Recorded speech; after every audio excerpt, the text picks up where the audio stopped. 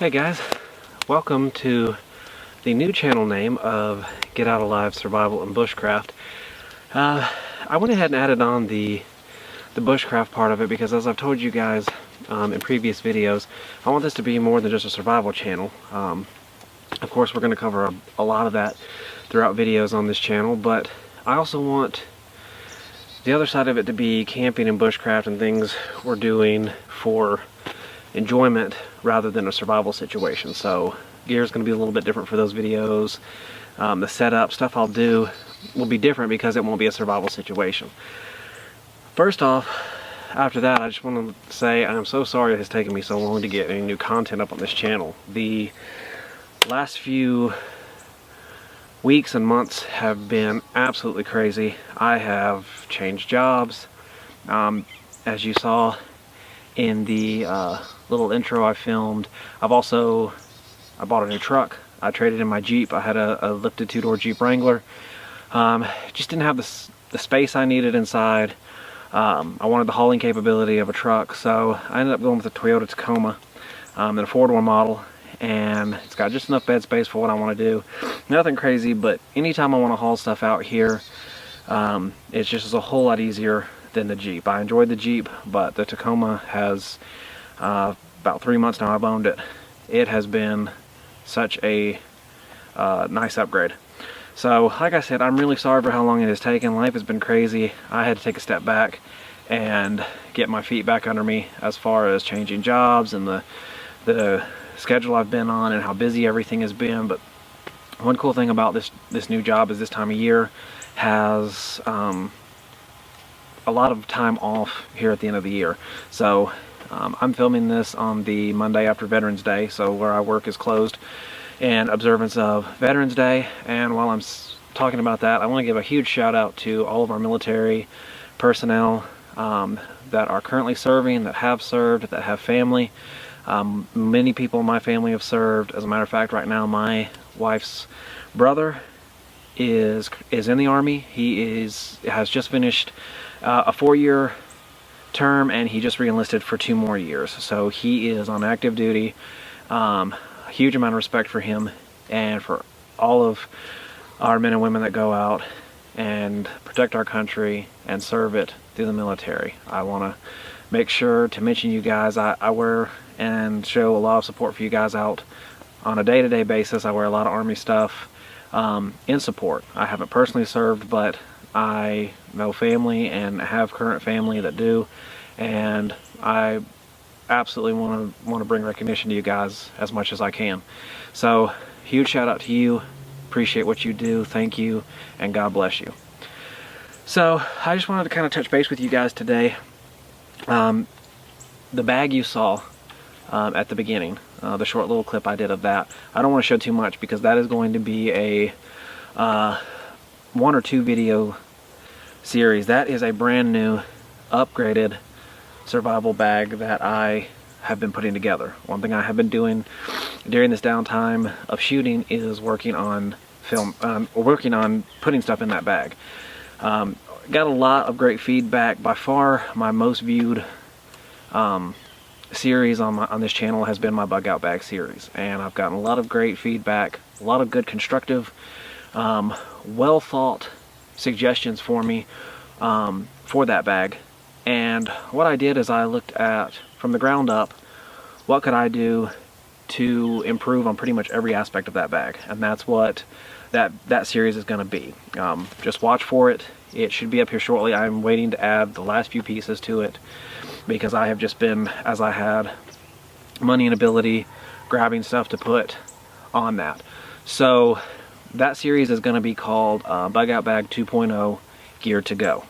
So watch for that. Like I said, it's going to be 1 or 2 videos where I lay out everything in the bag and a lot of the things that it addresses. That the first bag had some gaps in some of the stuff that you need for a proper survival bag. As you can probably tell from just that short clip, it's also a lot larger than the last survival bag. Now I have also tried to make choices to keep weight down and make it a functional bag, but it is larger and it holds a good bit more. So a couple things that I will go ahead and show you today that are going to be a part of that bag are 2 of the tools I'm putting in it. One thing you'll see when I film that video is the tool section of it has been refined down to much more usable and smaller number of pieces. There's no more redundancies. I'm not carrying two hatchets or multiple saws or anything like that. It's going to be this axe by Schrade. This is the SC AXE9 by Schrade.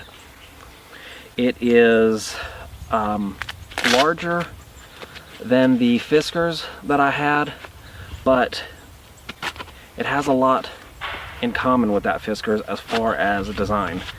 The head is inserted in the handle, much like the Fiskars was. Let me bring it a little closer. So you've got the head here fixed in a lot the same way. Good bit of a hammer surface back here. Nice size blade, but one of the big things is it's a longer handle. This is a little bit longer handle.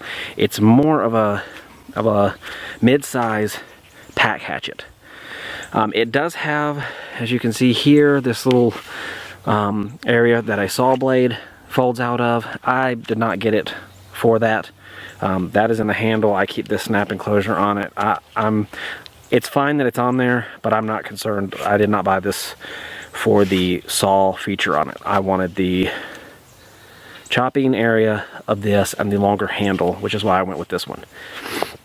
It's bigger, you can get a little bit more power on your swing, and it's just a little bit larger, so you can process firewood, shelter building, all that kind of stuff a little bit easier. So that's why I decided to go with this model.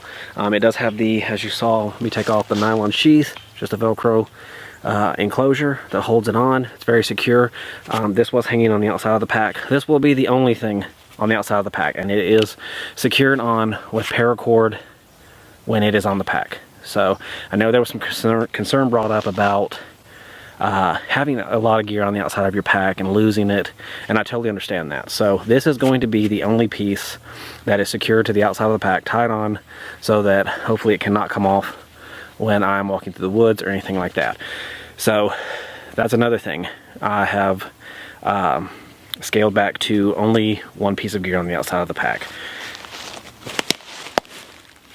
The other thing I want to show you is this right here. So I have an axe, and this is going to be the saw. Now this is the Silky Big Boy, and I bought this also off of Amazon. I keep it in here so that when it's in the pack, as little metal is rubbing on the inside of the pack as possible. I don't want to create hot spots or wear points where this is digging in or kind of wearing at the inside of the pack from a lot of metal touching it, especially down here towards the top of it where the saw blade folds out. I just want to keep as much of that off the pack as I can, so I bought this for it. And a nice feature of it is you have this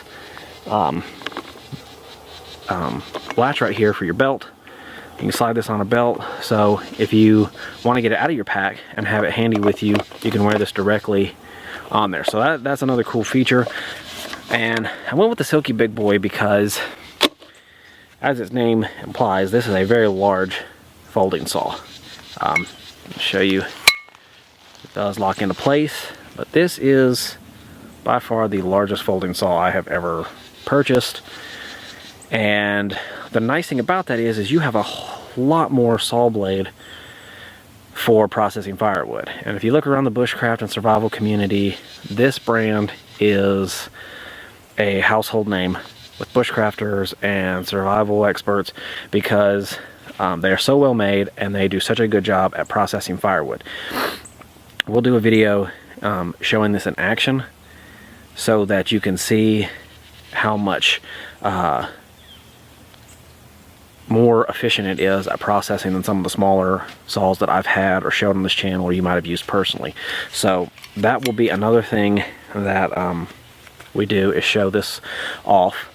So I just wanted to show you guys a couple of new tools going in there, give you just a little preview of what's coming up for that video. I've been really excited to make the Bug Out Bag 2.0 video for a while, so I'm telling you that's coming. I'm sorry it's taking me so long to get stuff up and filmed. now that I kind of have some of this stuff for the pack, and that pack is almost done, hopefully I'm going to be able to start getting a lot more content up. And I'm also going to start doing a little bushcraft series that's more about just going out and camping and having fun, using skills that are important for bushcraft and survival, but using them in a little bit more laid-back scenario where you're out just enjoying a camp out.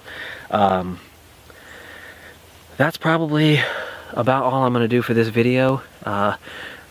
Came down here to the shelter to shoot. As you can see, the shelter has held up quite well.